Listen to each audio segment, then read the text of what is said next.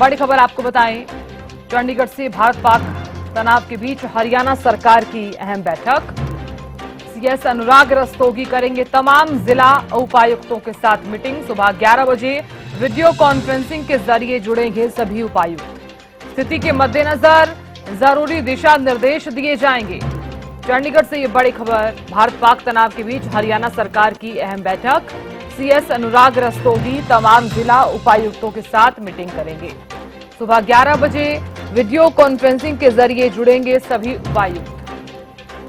स्थिति के मद्देनजर दिए जाएंगे जरूरी दिशा निर्देश। चंडीगढ़ से इस वक्त ये बड़ी खबर। सीएस अनुराग रस्तोगी तमाम जिला उपायुक्तों के साथ मीटिंग करेंगे। सुबह 11 बजे वीडियो कॉन्फ्रेंसिंग के जरिए जुड़ेंगे सभी उपायुक्त। स्थिति के मद्देनजर दिए जाएंगे जरूरी दिशा निर्देश। बड़ी खबर इस वक्त की आपको बता रहे हैं, हरियाणा सरकार की अहम बैठक। सीएस अनुराग रस्तोगी तमाम जिला उपायुक्तों के साथ मीटिंग करेंगे। विशेष संवाददाता रवि कालीरमन जुड़ गए हैं।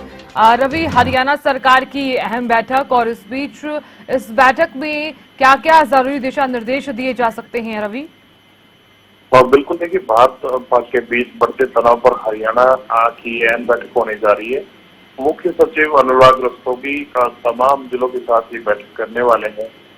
मुख्य सचिव करीब 11 बजे मुख्य वीडियो कॉन्फ्रेंसिंग के जरिए सभी उपायुक्त के साथ बैठक जो है वो करेंगे। बैठक में स्थिति के मद्देनजर जरूरी दिशा निर्देश जो है वो दिए जाएंगे। किस प्रकार की स्थिति अगर उत्पन्न होती है तो आपको किस प्रकार से काम करना है, तमाम जो व्यवस्थाएं हैं वो किस प्रकार से फिलहाल काम कर रही है, तो उनके बारे में जो जरूरी दिशा निर्देश हैं वो देते हुए नजर आएंगे। बिल्कुल रवि, बहुत शुक्रिया पूरी जानकारी देने के लिए और खबर पर नजर बनाए रखने के लिए। तो देखिए, सुबह 11 बजे वीडियो कॉन्फ्रेंसिंग के जरिए सभी उपायुक्त जुड़ेंगे। स्थिति के मद्देनजर जरूरी दिशा निर्देश भी दिए जाएंगे। बड़ी खबर आपको बता रहे हैं, चंडीगढ़ से भारत पाक तनाव के बीच हरियाणा सरकार की यह अहम बैठक रहने वाली है। सीएस अनुराग रस्तोगी तमाम जिला उपायुक्तों के साथ मीटिंग करेंगे। सुबह 11 बजे वीडियो कॉन्फ्रेंसिंग के जरिए जुड़ेंगे सभी उपायुक्त। स्थिति के मद्देनजर जरूरी दिशा निर्देश दिए जाएंगे। और इस बीच एक बड़ी खबर सामने आ रही है, सीधा रुख कर रहे हैं खबर की तरफ। बड़ी खबर आपको बता दें, जम्मू कश्मीर से बगलीहार जल विद्युत परियोजना पर बांध के गेट खोले गए।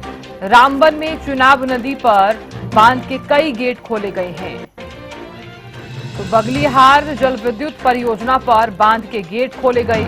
रामबन में चुनाब नदी पर खोले गए बांध के कई गेट। जम्मू कश्मीर से ये बड़ी खबर आपको बता रहे हैं।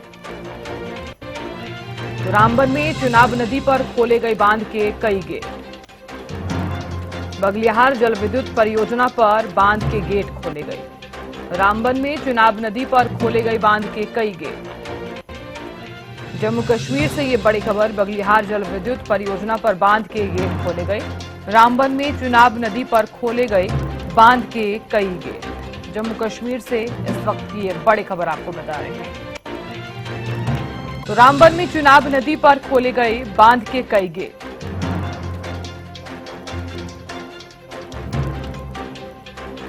रामबन में चुनाब नदी पर बांध के कई गेट खोले गए हैं। बगलिहार जल विद्युत परियोजना पर बांध के गेट खोले गए हैं। तस्वीरें भी आप तक हम साझा कर रहे हैं। तो बांध के कई गेट खोले गए हैं इस नदी पर।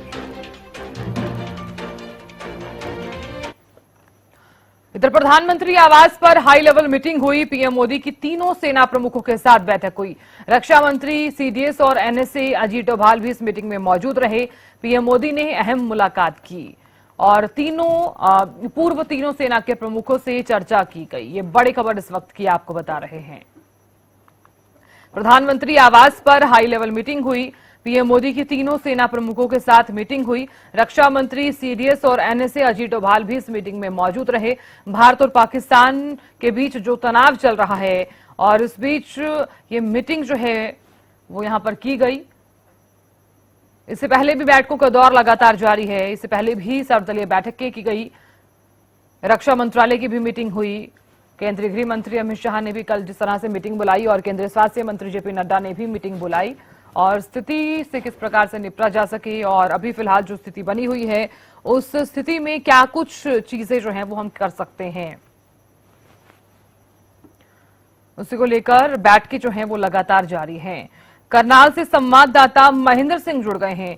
महेंद्र सिंह, देखिए, भारत और पाकिस्तान के बीच जो तनाव की स्थिति बनी हुई है, भली भांति जानते हैं आप, और ऐसे में लगातार बैठकें भी चल रही हैं और अब हाई लेवल मीटिंग फिर से बुलाई गई। प्रधानमंत्री आवास पर यह मीटिंग हुई।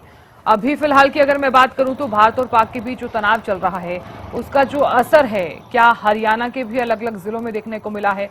करनाल में किस तरह का माहौल नजर आ रहा है? लोग पैनिक ना हो इसके लिए क्या निर्देश दिए गए हैं?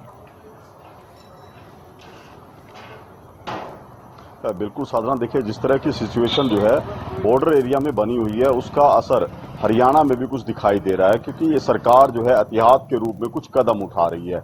हम अंबाला का जिक्र करें, पंचकुला का जिक्र करें, सिरसा या हिसार का, इन जिलों में हाई अलर्ट घोषित किया गया है और रात के समय कई बार यहां पर ब्लैकआउट भी करना पड़ा है सरकार के निर्देशों के बाद, क्योंकि ये कुछ कदम है जो एहतियात के रूप में उठाए जा रहे हैं। कुछ ऐसी भी सूचनाएं मिली हैं कि सिरसा जिले के कुछ गांवों में हथियारों के कुछ ऐसे टुकड़े मिले जो पाकिस्तान की तरफ से छोड़े गए थे, लेकिन उनको भारतीय सेना ने नेस्तनाबूद कर दिया।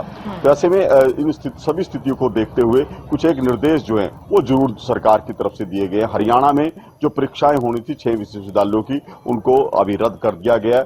कई जिलों में स्कूल और कॉलेज भी बंद रखे गए हैं। करनाल में भी स्कूलों को बंद रखने के निर्देश दिए गए हैं।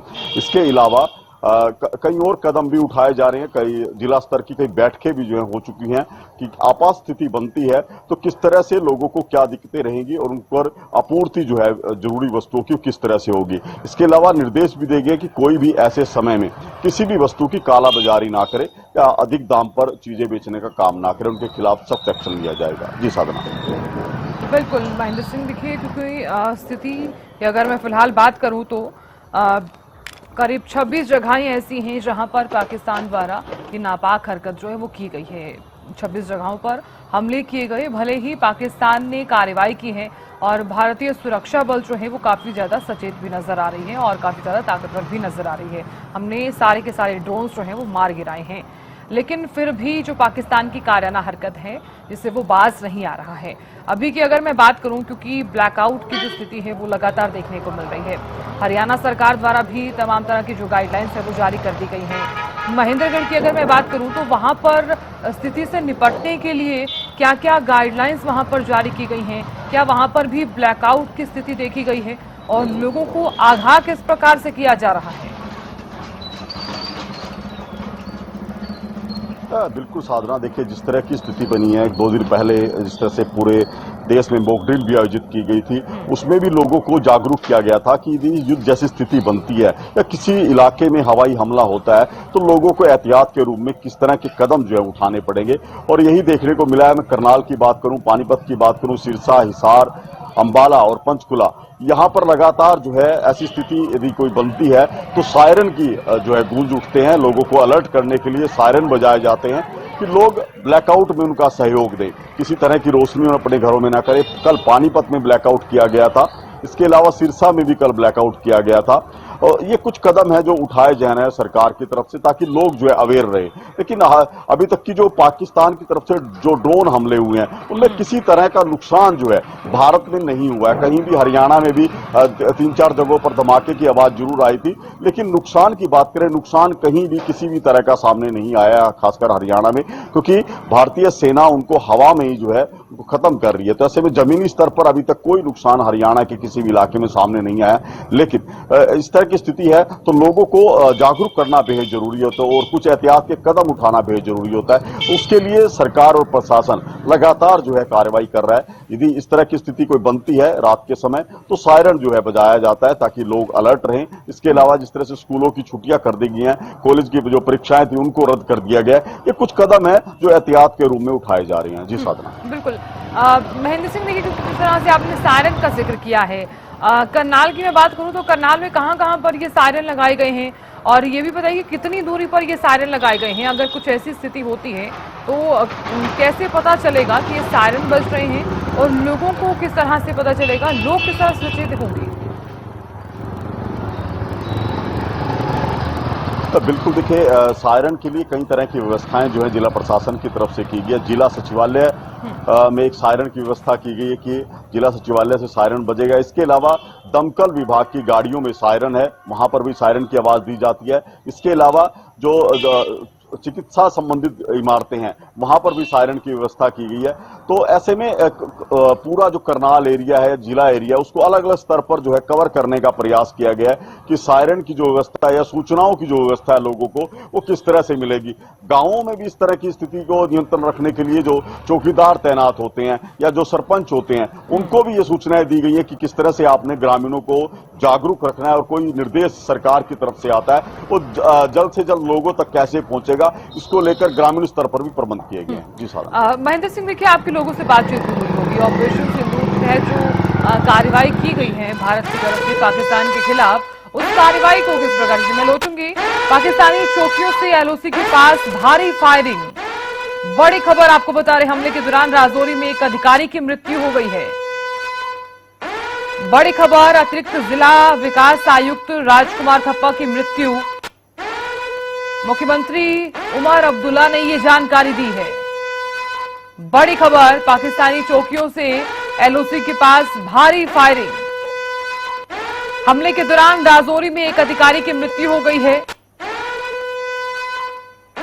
अतिरिक्त जिला विकास आयुक्त राजकुमार थप्पा की मृत्यु हुई है और ये जो जानकारी है वो उमर अब्दुल्ला की तरफ से दी गई है। तो एक्स के जरिए, एक्स के माध्यम से ये जानकारी दी गई है। तो देखिए, पाकिस्तान की जो नापाक हरकतें हैं जिससे वो बिल्कुल भी बाज नहीं आ रहा है, और ऐसे में यहां पर जो एलओसी पर फायरिंग की जा रही है, सुबह से ही ये फायरिंग लगातार जारी रही। इससे पहले भी आपने देखा होगा कि पाकिस्तान की तरफ से एलओसी पर फायरिंग की गई, लेकिन अभी फिलहाल ये जानकारी सामने आई है कि वहां पर एक अधिकारी की मृत्यु हो गई है। तो करनाल से महेंद्र सिंह लगातार बने हुए हैं। Mahendra Singh, over to you.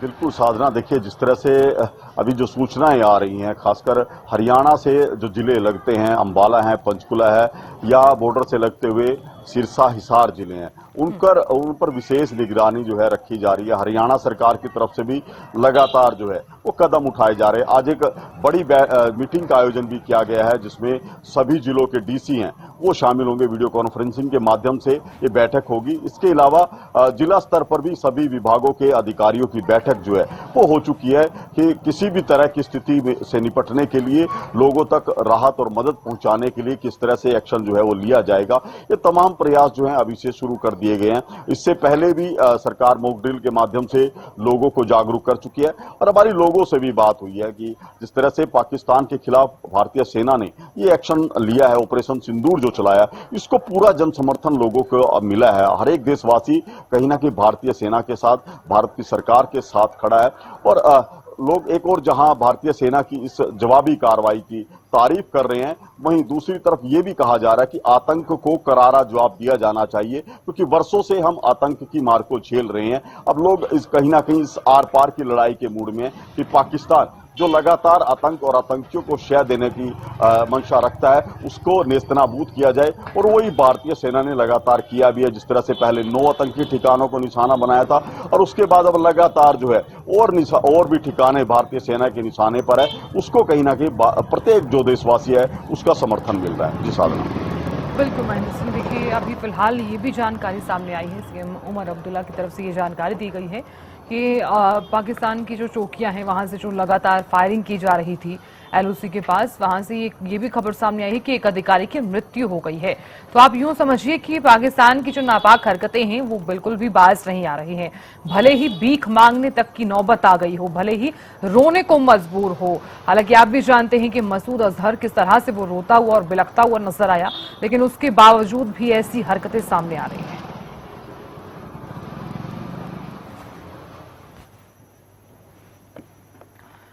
तो ये बड़ी जानकारी तमाम दर्शकों तक हम पहुंचा दें। सीएम उमर अब्दुल्ला की तरफ से ये जानकारी दी गई है कि वहां पर जो पाकिस्तान चौकियों की तरफ से जो एलओसी पर फायरिंग की गई, उसमें एक अधिकारी की मृत्यु हो गई है।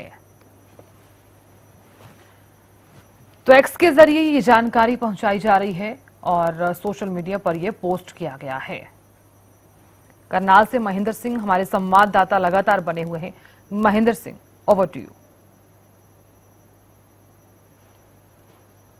बिल्कुल साधना, देखिए पाकिस्तान की तरफ से ये पहली बार ऐसा नहीं हुआ है जब इस तरह की हरकत पाकिस्तान की सेना की तरफ से या उनके जो प्रायोजित आतंकी हैं उनकी तरफ से की गई है।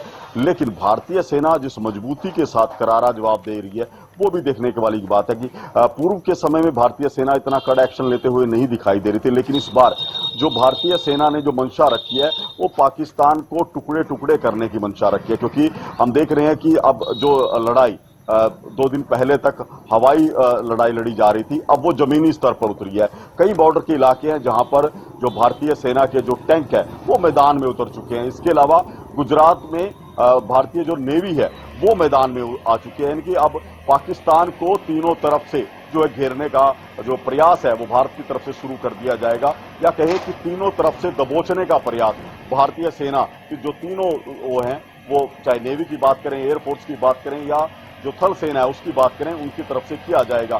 दूसरी तरफ जो पाकिस्तान के अंदरूनी हालात हैं वो कहीं ना कहीं अब पाकिस्तान को तोड़ने का काम जरूर करेंगे। क्योंकि जिस तरह से बलूचिस्तान से जो खबरें आई हैं कि बलूचिस्तान में अंदरूनी विद्रोह हो चुका है, इसके अलावा कई और इलाके हैं जहां वो सेना के साथ खड़े होने से इनकार कर चुके हैं। ये पाकिस्तान के अंदर की खबरें आ रही हैं कि किस तरह से अब ये जो लड़ाई है वो महज पाकिस्तान के कुछ हिस्से की बनकर रह चुकी है। बाकी जो पाकिस्तान का एक बड़ा हिस्सा है वो इस भारत के साथ जो तनाव चल रहा है उससे अपना दरकिनार हो चुका है, वो अब मुंह मोड़ चुका है। वो साफ तौर पर बलूचिस्तान के लोगों को कहना है कि ये हमारी लड़ाई नहीं है, हम अपने संघर्ष को जारी रखेंगे। तो पाकिस्तान अब एक बड़ा खामियाजा जो है भुगतने के लिए तैयार रहे, क्योंकि जिस तरह से भारत की तरफ से करारा जवाब मिल रहा है, दूसरा उसको अंदरूनी जिस तरह से विरोध का सामना करना पड़ रहा है, वो पाकिस्तान के लिए खतरे की घंटी जरूर है कि अब पाकिस्तान के टुकड़े होना इस तनाव के बाद तय है। जी साधन। बिल्कुल महेंद्र सिंह, देखिए हालांकि सरकार द्वारा भी तमाम तरह की जो गाइडलाइंस है वो जारी कर दी गई हैं। हालांकि जब चंडीगढ़ में जब ड्रोन के हमले की जो चेतावनी है वो जिस तरह से जारी की है उसके बाद से ही हरियाणा सरकार लगातार अलर्ट भी नजर आ रही है। इस बीच ये बड़ी खबर सामने आ रही है, सीधा रुख कर रहे हैं, अब से कुछ ही समय बाद रक्षा मंत्रालय की जो मीटिंग है वो शुरू होने वाली है। ये बड़ी खबर आपको बता रहे हैं और ऐसे में रक्षा मंत्रालय की जो मीटिंग है वो अब से कुछ ही समय बाद शुरू हो जाएगी। एक अहम जानकारी जो है वो यहां पर दी जाएगी। तो रक्षा मंत्रालय में अब से कुछ ही समय बाद बड़ी बैठक, दिल्ली से ये बड़ी खबर, रक्षा मंत्री राजनाथ सिंह के साथ तीनों सेना प्रमुखों की मीटिंग होगी। भारत पाक तनाव पर सेना प्रमुखों से अपडेट लेंगे रक्षा मंत्री राजनाथ सिंह। दिल्ली से ये बड़ी खबर, रक्षा मंत्रालय में थोड़ी ही देर में बड़ी बैठक होने वाली है। रक्षा मंत्री राजनाथ सिंह के साथ तीनों सेना प्रमुखों की ये मीटिंग रहेगी। भारत पाक तनाव पर सेना प्रमुखों से अपडेट लेंगे रक्षा मंत्री राजनाथ सिंह। दिल्ली से ये बड़ी खबर आपको बता रहे हैं, अब से कुछ ही समय बाद ये मीटिंग जो है वो शुरू हो जाएगी और अपडेट ली जाएगी कि अभी तक फिलहाल क्या कुछ स्थिति बनी हुई है। महेंद्र सिंह लगातार बने हुए हैं। महेंद्र सिंह, हम लगातार बातचीत कर रहे थे कि जैसे ही चंडीगढ़ में चेतावनी जारी की गई उसके बाद से हरियाणा सरकार लगातार अलर्ट भी नजर आ रही है। ना सिर्फ करनाल बल्कि हर जगह पर, यानी कि पूरे प्रदेश भर में अलर्ट जारी कर दिया गया है। सुरक्षा को लेकर भी कड़े इंतजाम कर दिए गए हैं। ऐसे में अगर यहां पर बातचीत की जाए तो महेंद्र सिंह, करनाल में क्या कुछ सुरक्षा व्यवस्था के इंतजाम किए गए हैं? बिल्कुल, देखिए जिस तरह की स्थिति बनी है बॉर्डर पर तनाव की वजह से, उसको लेकर पहले से ही हरियाणा सरकार और हरियाणा का जो प्रशासन है वो अलर्ट मोड पर काम कर रहा है। जिस भी जिले से इनपुट मिले हैं कि वहां पर हाई अलर्ट घोषित करने की जरूरत है वो किया गया है सरकार की तरफ से। हालांकि अभी तक कोई भी ऐसी घटना सामने नहीं आई है कि जहां हरियाणा के क्षेत्रों में किसी तरह का नुकसान हुआ, लेकिन उसके बावजूद भी हम बात करें, पहले 11 जिलों में जिस तरह से मॉक ड्रिल जो है आयोजित की गई थी, उसके अलावा लगातार जहां से इनपुट मिलता है वहां उन क्षेत्रों में ब्लैकआउट करने का, कल जिस तरह से मैंने बताया कि पानीपत में, अंबाला में, पंचकुला में और सिरसा में ब्लैकआउट किया गया था कि वहां जो है हमले की सूचना हो सकती थी, उस पर अलर्ट करते हुए ये ब्लैकआउट किया गया। लेकिन अभी तक कोई भी ऐसी स्थिति नहीं है। भारतीय सेना मजबूती के साथ जो है पाकिस्तान की तरफ से जो ड्रोन दागे जा रहे हैं उनको नेस्तनाबूद कर रही है। अभी तक कोई भी ऐसी घटना, ये बड़ी बात है कि सैकड़ों की संख्या में वहां से अब तक हमले हो चुके हैं, लेकिन उसके बावजूद भी कोई भी क्षति जो है वो हमारे इलाकों में अब तक नहीं हुई है। और पंजाब में भी जो है एक दो घटनाएं सामने आई है, वहां भी पाकिस्तान की जो सेना है वो कुछ बड़ा नुकसान नहीं कर पाई है।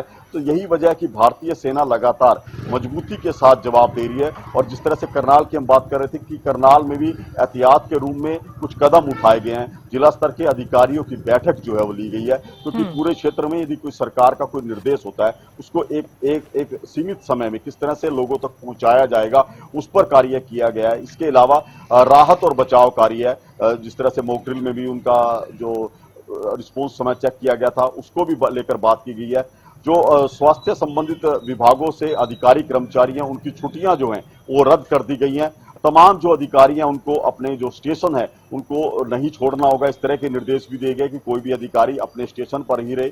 इसके अलावा कई और विभागों को भी अलर्ट पर रखा गया है, चाहे दमकल विभाग की बात करें उनके भी कर्मचारियों की जो है छुट्टियां वो रद्द कर दी गई हैं और सभी दमकल विभाग को अलर्ट पर रहने के लिए कहा गया है। इसके अलावा अस्पतालों में व्यवस्था कर दी गई है कि यदि किसी तरह की कोई ऐसी स्थिति बनती है तो किस तरह से लोगों को स्वास्थ्य सेवाएं दी जाएंगी, उसको लेकर भी अभी से प्लानिंग जो है कर दी गई है। और दूसरी जो बड़ी बात होती है कि यदि कहीं पर ब्लैकआउट होता है तो वहां पर पानी की आपूर्ति किस तरह से होगी, ये सब प्लानिंग जो है हरियाणा सरकार के अधिकारी जो है वो बैठकों के जरिए कर चुके हैं और आज एक बड़ी बैठक भी इस विषय को लेकर होने जा रही है। जी साहब। बिल्कुल महेंद्र सिंह, देखिए अब से कुछ ही समय बाद रक्षा मंत्रालय में भी एक मीटिंग रहेगी। रक्षा मंत्री राजनाथ सिंह खुद अपडेट लेते हुए नजर आएंगे कि अभी तक फिलहाल क्या स्थिति बनी हुई है और आगे की जो स्थिति रहेगी उसे किस प्रकार से निपटा जाएगा। तीनों सेना प्रमुखों के साथ ये मीटिंग रहेगी।